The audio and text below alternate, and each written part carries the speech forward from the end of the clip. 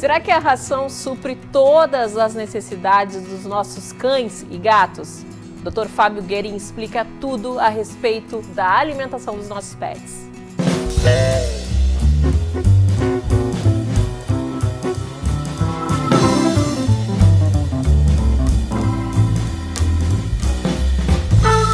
Hoje em dia, cada vez mais a gente fala sobre nutrição. A gente se preocupa muito com o que a gente ingere. Aqui no Sinta-se Bem é pauta recorrente.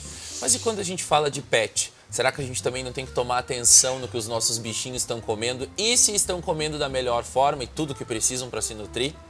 Esse é o nosso papo hoje aqui, conversando com o doutor médico veterinário, Dr. Fábio Guerin. Obrigado pela presença sempre enriquecedora aqui no nosso Sinta-se Bem. Obrigado, Cássio. Eu adoro as tuas aulas, especialmente porque eu tenho pet em casa, tenho um cachorro, então a gente sempre leva muito desse conhecimento e é muito importante. Sim. E eu adorei a nossa pauta, a nossa provocação de hoje, porque isso é uma coisa que eu me pergunto bastante. Eu leio e eu acredito que tem algumas controvérsias aí nessa pauta nutrição, papo sobre nutrição quando a gente fala de pets.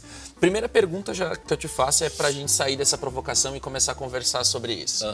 Realmente, a ração, ela é o alimento mais completo e único para o cachorro?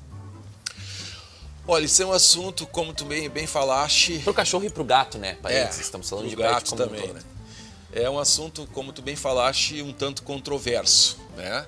Porque, teoricamente, né, as rações, eu vou falar teoricamente, né, as rações deveriam estar suprindo, né, deveriam ser rações balanceadas, que suprem todas as necessidades dos cães e gatos nas suas devidas categorias, ou filhotes, ou animais mais adultos, ou animais idosos, enfim, que modificam sim na composição da ração alguns componentes específicos para que passe a suprir naquela fase que ele está passando as suas necessidades alimentares.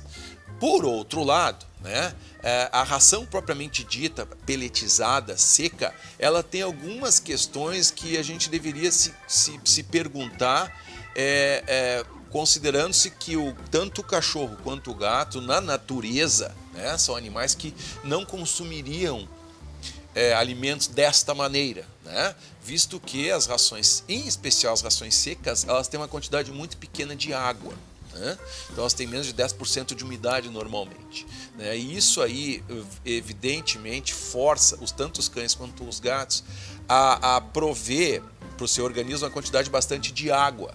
Então que eles consumam muito mais água do que teoricamente eles consumiriam estando na natureza, comendo aquilo que eles encontrariam no próprio ambiente natural. O que muitas vezes pode ocasionar problemas, né? Porque o animal acaba não consumindo essa quantidade de água necessária e acabaria gerando aí um descompasso hídrico, né? De maneiras que aí começa a se gerar alguns outros problemas com formação de cálculos urinários e entre outros problemas aí que sim, é uma relação bastante grande de questões que pode se considerar em relação à ração seca ou comida natural. Mas o que se indica e o que eu indico para os meus pacientes muitas vezes é procurar fazer algo um pouco mais flexível na questão de não ser absolutamente radical numa questão, só pode comer ração seca. Não. Os cães e gatos têm a disponibilidade, a possibilidade de comer algumas outras coisas que não sejam somente a ração seca. E não só esses biscoitinhos são criados aí de maneira artificial, né? Pode então comer frutas, comer verduras, com exceção de algumas, né? Que realmente podem trazer problemas, no caso da uva, no caso da carambola, por exemplo, né? Minimizar a quantidade de carboidrato, a questão do pão e tal, não é necessário. Mas um pouco de proteína, sim, de origem animal, muitas vezes é extremamente benéfico, até vísceras às vezes é benéfico para os cães e para os gatos, né? A gente complementar. A gente falou bastante de ração, então tu começou a tocar num ponto que eu queria que tu falasse um pouquinho mais, que são sobre os complementares também industrializados, aqueles petiscos, até aqueles sachês que são um pouco mais úmidos, né? Tanto Sim. para cães quanto para gatos, mas que a gente não sabe muito bem qual é a composição e qual a diferenciação disso de fato. Quando a gente fala em complementar a ração, a alimentação, essas outras opções, elas são bem-vindas também, ou é preferível a gente ir para um outro lado mais natural de proteína, carnes, verduras e frutas? Vai depender muito do que a pessoa quer, né?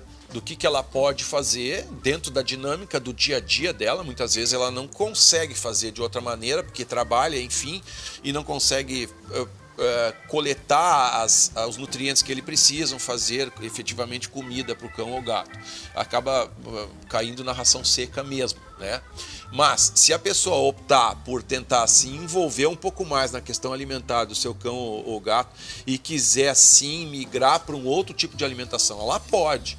Pode inclusive descartar totalmente a ração, desde que essa alimentação que ela vá fazer seja regrada e contenha os nutrientes importantes sobre os quais os cães e gatos necessitam. Mas de uma maneira geral é totalmente possível você sair fora totalmente das rações, desde que seja uma alimentação balanceada. E vamos lá, nesse momento é importante a presença do médico veterinário para passar a quantidade de comida, os tipos de alimentos e nutrientes que precisam conter essa dieta? Com toda certeza. Muitas pessoas acabam, nesse afã de tentar migrar para uma alimentação natural, acabam pecando por dar uma alimentação deficitária para o seu cão ou para o seu gato, tanto na questão, por exemplo, de cálcio ou de algumas vitaminas, né? Por exemplo, pessoas que acabam dando só carne e arroz, quer dizer, isso não supre totalmente. Teria que se abrir o leque de opções nutricionais para que sim você consiga prover e balancear muito bem aquilo que ele vai estar se alimentando, né? Então, sim, o médico veterinário, em especial o médico veterinário nutricionista, né? Ele está plenamente capacitado para fazer com que haja essa migração da alimentação de ração para a alimentação natural de cães e de gatos, né? De maneira extremamente técnica e balanceada, né? Perfeito. Entendido sobre o papo, agora muito importante então, sempre a presença do médico veterinário. Qualquer dúvida também já sabe, liga lá na VetCare, atendimento e exames em domicílio, que eles vão saber tudo para te ajudar. E esse cara aqui vai te dar um apoio aí nessa parte aí para tu cuidar do teu pet. Fábio, valeu por mais um assunto esclarecido. E vocês fiquem com a gente aqui no nosso Sinta-se Bem.